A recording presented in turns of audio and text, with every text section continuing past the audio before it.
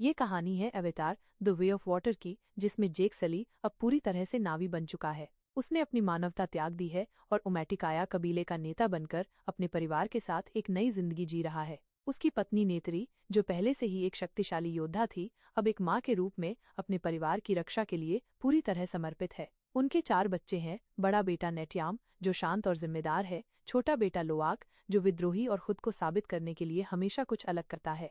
प्यारी और नटखट बेटी तुक, और किरी, जिसे उन्होंने गोद लिया है। किरी की पैदाइश रहस्यमयी है, क्योंकि वो डॉक्टर ग्रेस ऑगस्टीन के अवतार से जन्मी थी, लेकिन ये कोई नहीं जानता कि उसके पिता कौन है। इन्हीं के साथ रहता है स्पाइडर, जो एक इंसानी बच्चा है, लेकिन उसे पेंडोरा के जंगलों में नावी संस्कृति में पाला गया है। वो जेक और उसके बच्चों के साथ खेलता है, नावी की तरह जीता है और पेंडोरा की हर चीज से गहरा जुड़ाव रखता है। लेकिन उसकी असली पहचान ये है कि वो कर्नल क्वारिज का बेटा है। सब कुछ शांति से चल रहा होता है जब अचानक पृथ्वी से विशालकाय जहाज पेंडोरा के आसमान में आकर उतरने लगते हैं। ये वही इंसान है जिन्हें पहली फिल्म में नावी ने पेंडोरा से खदेड़ दिया था, लेकिन इस बार वे केवल संसाधन लूटने नहीं, बल्कि पेंडोरा को अपना स्थायी घर बनाने आए हैं, क्योंकि पृथ्वी मर रही है। RDA ने अब एक नई तकनीक विकसित कर ली है, इंसानों की यादों को नावी अवतारों में ट्रांसफर करने की। इसी तकनीक के जरिए कर्नल माइल्स क्वारिज और उसके सैनिकों को फिर से जीवित किया जाता है। वे अब रिकम्बिनेंट्स कहलाते हैं, नावी के शरीर में इंसानी दिमाग और यादों के साथ।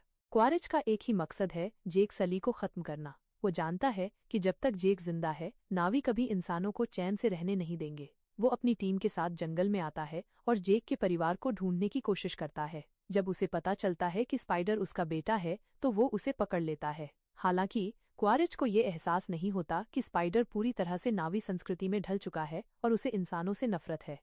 जेक समझ जाता है कि अगर वो ओमेटिकाया कबीले में रुका रहा तो क्वारिज उसके पूरे कबीले को खत्म कर देगा। इसलिए वो अपने परिवार को बचाने के लिए जंगल छोड़ने का फैसला करता है। यह फैसला उसके लिए बहुत मुश्किल होता है, लेकिन उसे यही सही लगता है। वे एक लंबी यात्रा के बाद मेटकायना कबीले में पहुंचते हैं, जो समुद्र के किनारे रहता है। मेटकायना कबीले के लोग बाकी नावी से अलग हैं। उनके शरीर हल्के हरे नीले होते हैं, उनकी पूंछ चौड़ी होती है जिससे वे पानी में आसानी से तैर सकते हैं, और उनकी त्वचा पर ऐसे निशान होते हैं जो समुद्री जीवन के अनुकूल होते हैं। कबीले के नेता टनवारी और उनकी पत्नी रोनाल शुरू में जेक और उसके परिवार को अपनाने से हिचकिचाते हैं, क्योंकि वे जंगल के नावी हैं और समुद्री जीवन के बारे में कुछ नहीं जानते। लेकिन फिर भी वे उन्हें रहने की अनुमति दे देते हैं। अब जेक और उसका परिवार समुद्री जीवन को अपनाने की कोशिश करता है। बच्चे तैरना सीखते हैं, समुद्री जीवों से दोस्ती करते हैं और एक नई दुनिया को महसूस करते हैं। लुआक को अक्सर कबीले के युवाओं से ताने सुनने पड़ते हैं, क्योंकि वो बाकी लोगों की तरह आसानी से तैर नहीं सकता। उसे खुद को साबित करने की बहुत इच्छा होती है, लेकिन बार बार वो मुश्किल में पड़ जाता है। इसी दौरान किरी को महसूस होता है कि उसका समुद्र और प्रकृति से एक गहरा आध्यात्मिक जुड़ाव है। जब वो समुद्र में जाती है तो वो पानी के नीचे की हर चीज को अपने अंदर महसूस कर सकती है। ऐसा लगता है जैसे एवा, पेंडोरा की देवी, उससे सीधे संपर्क कर रही हो। लेकिन यह रहस्य बना रहता है कि उसे यह शक्ति क्यों मिली है। लोआक की दोस्ती पायाकन नाम के एक टुलकुन से होती है। टुलकुन विशालकाय समुद्री जीव होते हैं जो नावी से भी ज्यादा बुद्धिमान होते हैं। लेकिन लोआक को पता चलता है कि पायाकन को उसके अपने कबीले ने त्याग दिया है, क्योंकि उसने इंसानों के खिलाफ हिंसा की थी। लोआक उससे गहरा रिश्ता महसूस करता है, क्योंकि उसे खुद भी अपने पिता और कबीले में अजनबी जैसा महसूस होता है। इस बीच क्वारिज को ये पता चल जाता है कि जेक सली मेटकायना में छिपा है। वो समुद्री जीवों का शिकार करने वाले इंसानों के साथ मिलकर हमला करता है। इंसान समुद्र में टुलकुन का शिकार करने लगते हैं ताकि वे नावी को बाहर लाने पर मजबूर कर सकें। यह एक क्रूर रणनीति है, क्योंकि नावी टुलकुन को अपने परिवार की तरह मानते हैं। जब लोआक, तुक और उनके दोस्त एक शिकारी जहाज पर फंस जाते हैं, तो जेक, नेत्री और मेटकायना योद्धा उन्हें बचाने के लिए लड़ाई में कूद पड़ते हैं। लड़ाई बहुत भयंकर होती है। पायाकन भी इंसानों पर हमला कर देता है, उनके जहाजों को तोड़ देता है और कई दुश्मनों को मार देता है। लेकिन इसी संघर्ष के दौरान नेट्याम को गोली लग जाती है और उसकी मौत हो जाती है। ये जेक और नेत्री के लिए सबसे बड़ा आघात होता है।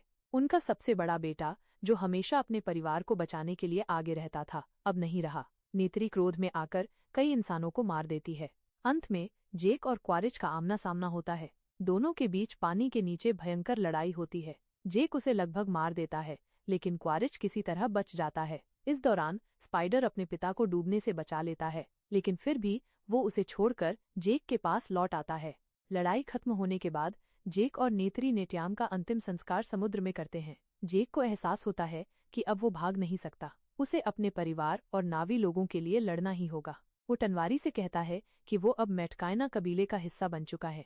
कहानी यहीं खत्म होती है, लेकिन संकेत मिलता है कि क्वारेच अभी भी जिंदा है और वो फिर से बदला लेने की कोशिश करेगा। पेंडोरा में इंसानों और नावी के बीच युद्ध अभी खत्म नहीं हुआ है और अगली फिल्म में ये संघर्ष और भी गहरा होगा। ऐसी मूवी वीडियोस के लिए हमारे चैनल इट्स ओरिजिनल को सब्सक्राइब करें। धन्यवाद।